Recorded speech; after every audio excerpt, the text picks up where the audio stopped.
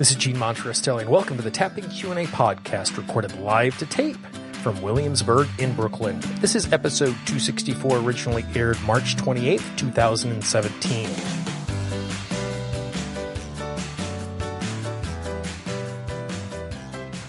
Hi, everyone. I hope this finds you well wherever you are and whatever time of day you're getting a chance to listen to this. Thanks for spending some time with me today. Today, we're going to be talking about a complementary technique, TAT, Tapas Acupressure Technique, and do a little compare and contrast with regular tapping that you are used to. Before we jump into the conversation, two quick reminders. First of all, if you have not done so already, we have a free 10-part guide to help you to use tapping to eliminate self-sabotage in your daily life so you can take the actions that you want to take easily and confidently.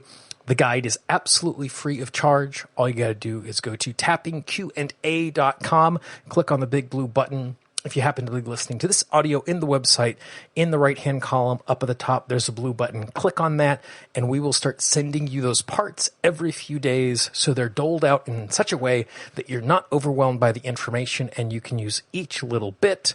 Also, if you would like to support the podcast, just go to tappingqa.com/support. There's lots of really awesome gifts for everybody who supports the podcast. We are 75% of the way to our goal as of this recording, to start transcribing all of the interviews so you get something beyond just the audio. You also get a chance to read through it if that is the way that you digest information more easily. tappingqa.com/support. If you're on the website, there's a link right above the player. Today, my conversation is with Tapas Fleming. Tapas came up with an acupressure technique based on her experience as an acupuncturist trying to find something that was useful and powerful for her clients. In preparation for this interview, I actually purchased her training manual, and the thing that I found most fascinating about the protocol is how well constructed and organized it is. That there are a number of parts that you work through one at a time that give you the opportunity to think about the issue that you're dealing with in an organized, systematic way.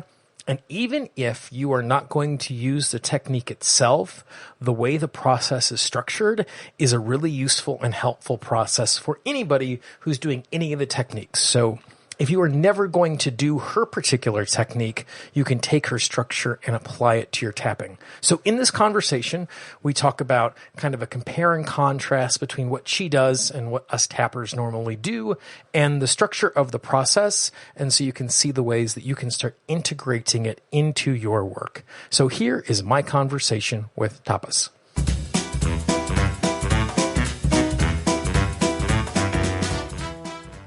Tell me a little bit about how you found your way to creating and using the technique.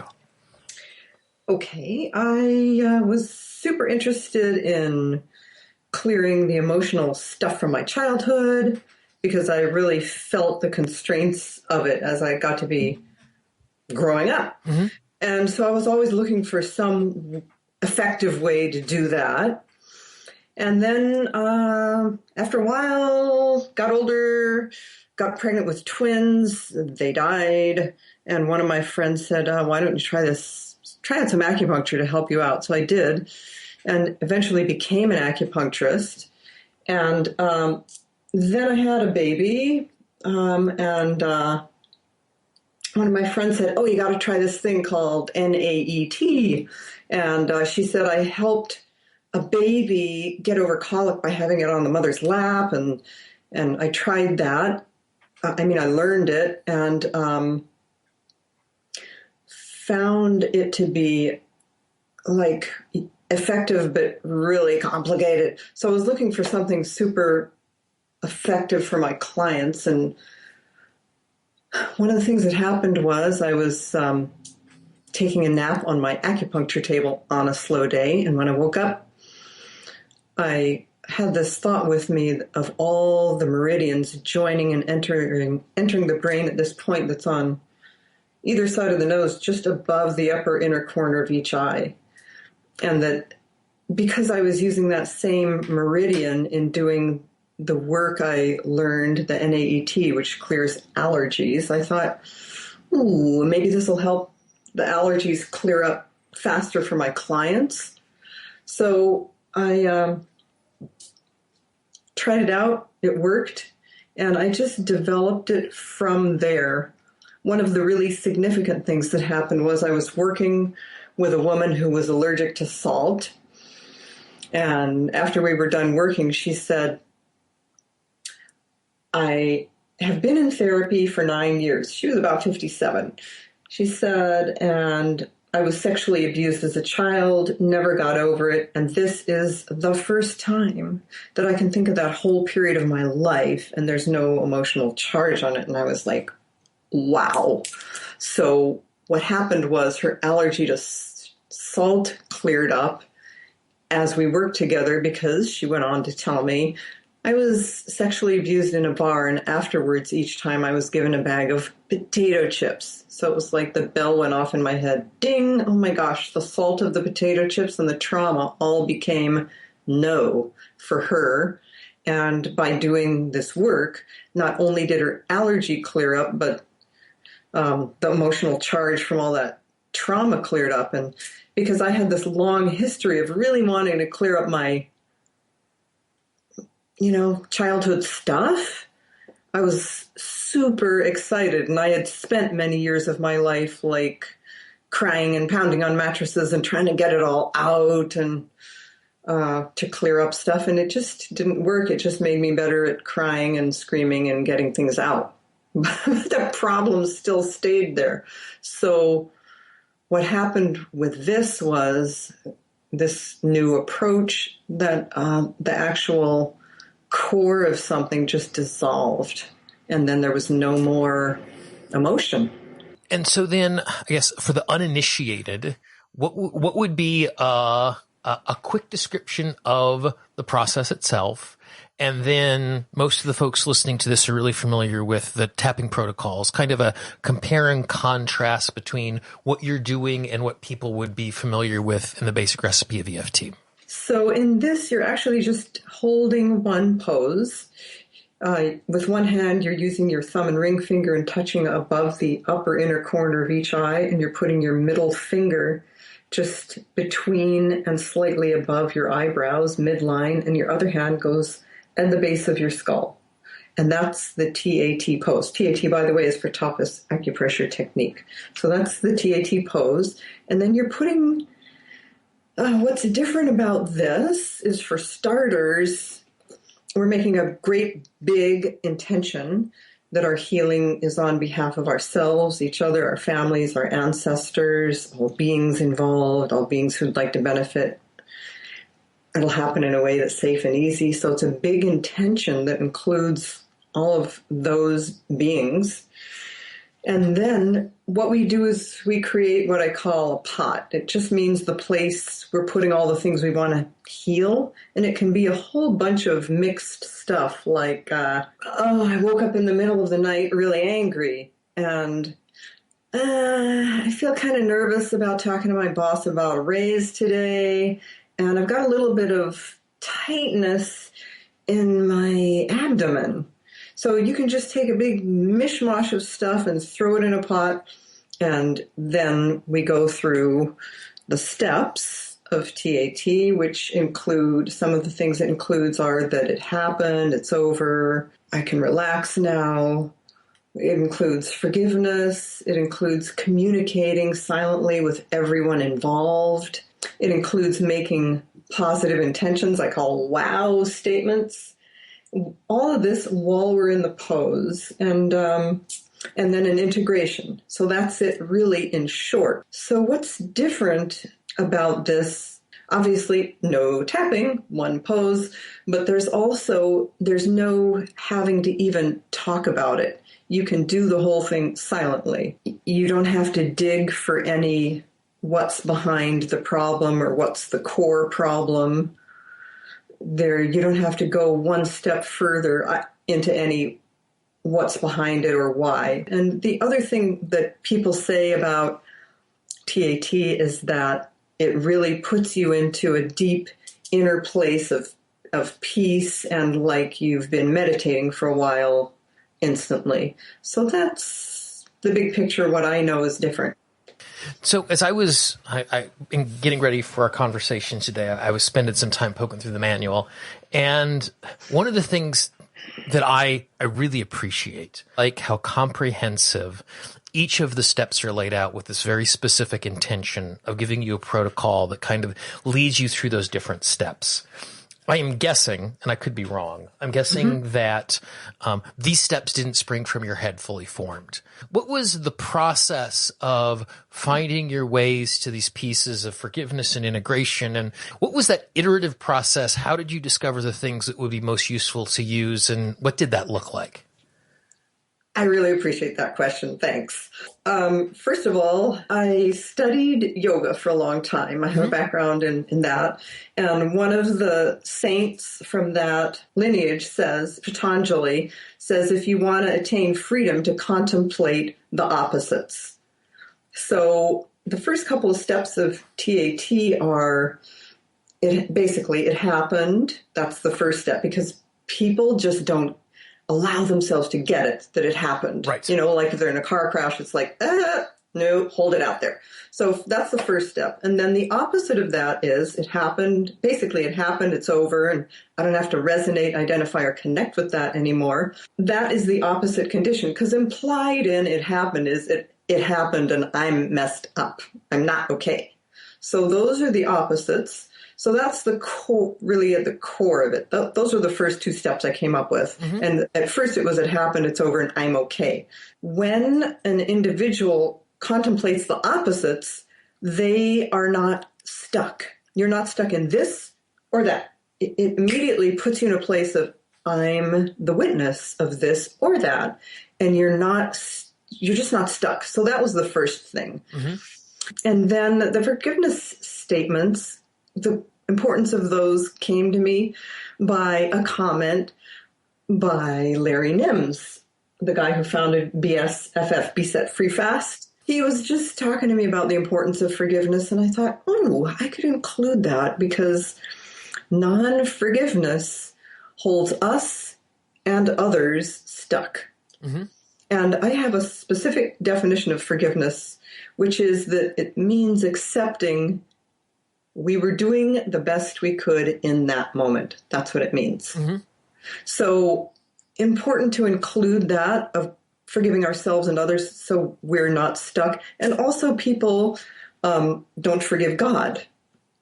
Like, God, how could you? How could you have done this to me? So that had to get included too. That came over time. There's a step in there about all the places where something is stored being healed. That came to me because I was working with a woman who had a horrible relationship with her mother, and her mother died in her arms, my client's arms. I could see in front of my client, there was this big, like, empty space in front of her where she had been holding her mother, and it was like this vacant space. So I thought, we got to heal the space. So I just told her to do that, and I could see it fill in with, like, light. And then I started looking at other people and myself, of course, and realized that we have places where we hold things stuck. And plus there are places in the outside world that trigger us. Like if you've been in a car accident, every time you drive by there, your body goes cringe.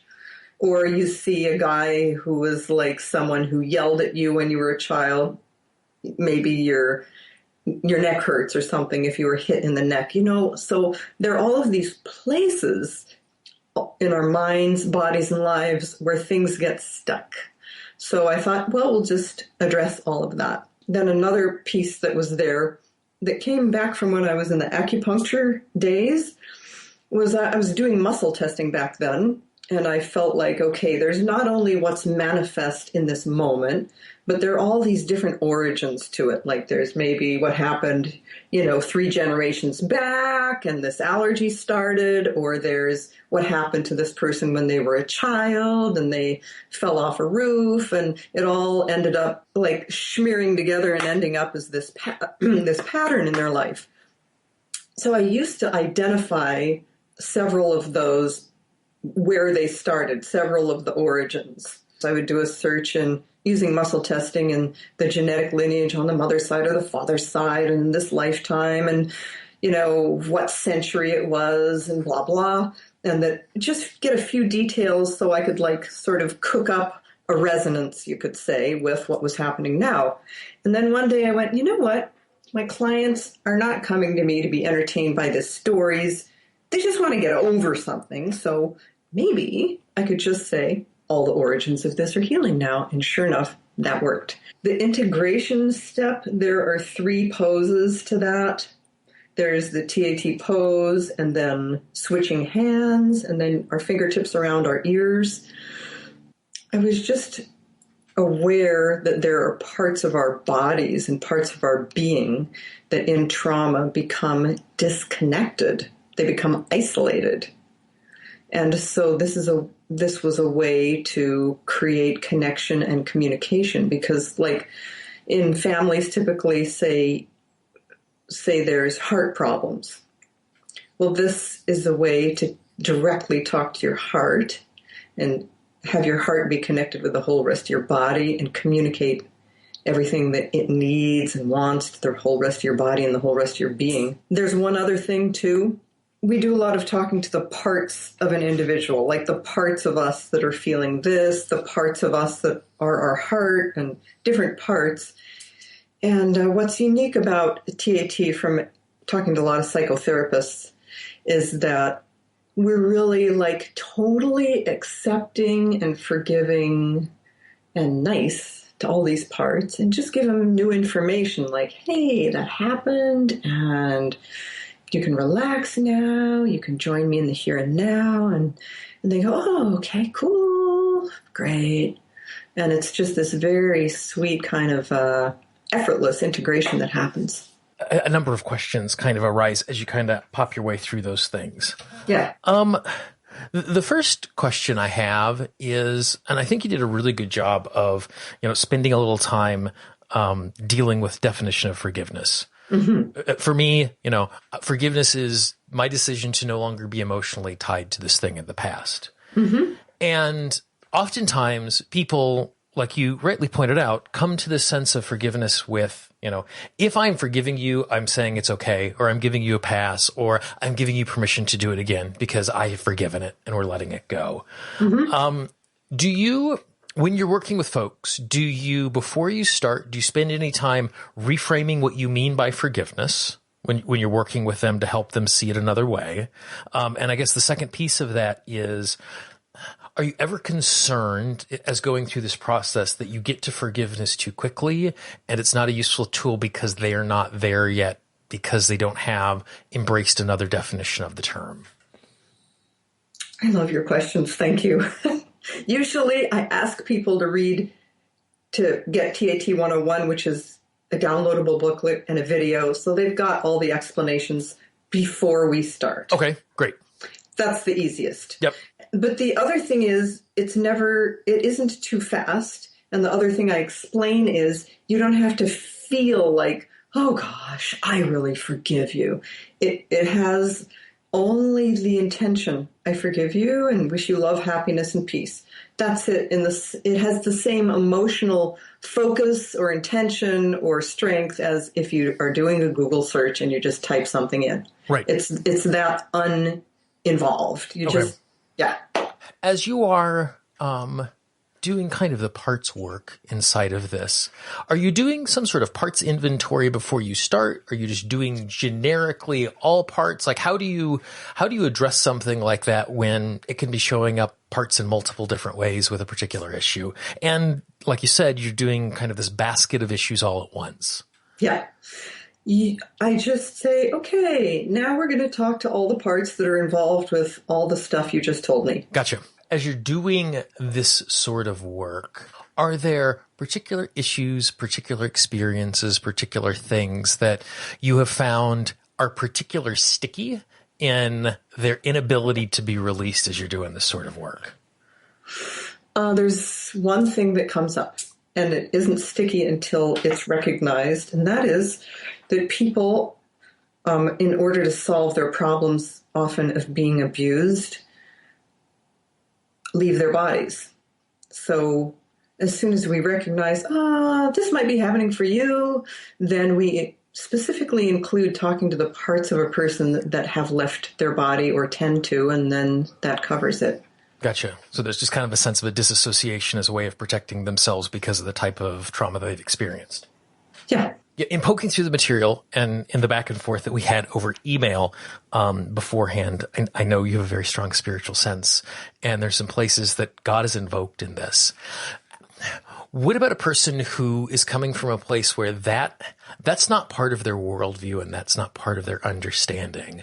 Does it disqualify them from doing this work, or how is it adopted or molded for someone who's coming in with that disposition?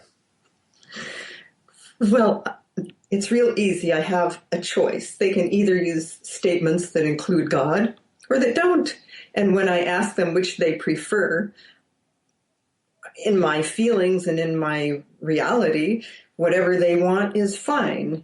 And if they ask about it, a question sort of like you did, I say, what's doing the healing is, I like to say, whatever makes flowers grow. Okay. So whatever you call that, that's fine. And we don't even have to give it a name. And this works great with animals, and they don't have any beliefs about that. So no problem. Being a person from the outside, I don't know all the ins and outs of all of this, that I have been aware of your stuff for a little while, but really just dove into it in preparing for our interview today. What are parts of what you're doing that you feel are unique or unusual that at first glance maybe someone might not notice? A person doesn't have to talk about anything, think about anything, or figure anything out, and they don't have to relive anything. And in fact, if something is so awful that they don't even want to have one thought of it, they can stick it in a box and lock the box, and we can just work on what's in the box, or they can work on that themselves. Thank you very much for just spending a little time today talking about it. Sure, it's been a total pleasure. Thank you, Jean.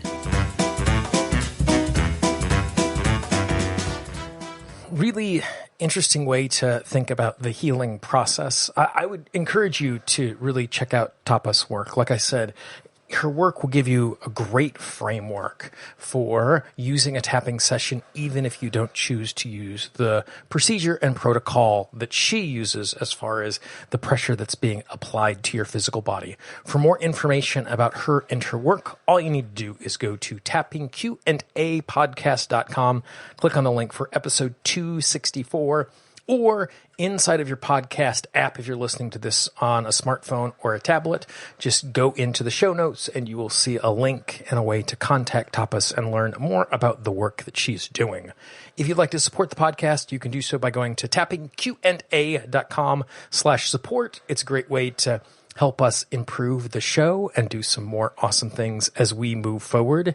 If you have a question, a comment, a topic, something that you'd like to see us cover in the future, please let us know. You can always email me directly at Gene, Gene, at tappingqanda.com. If you happen to be listening to us in the Tapping Q&A app, which you can get at tappingqandapodcast.com, all you need to do is click on the contact link, and in there you can send me an email message, or you can even leave me a little voicemail.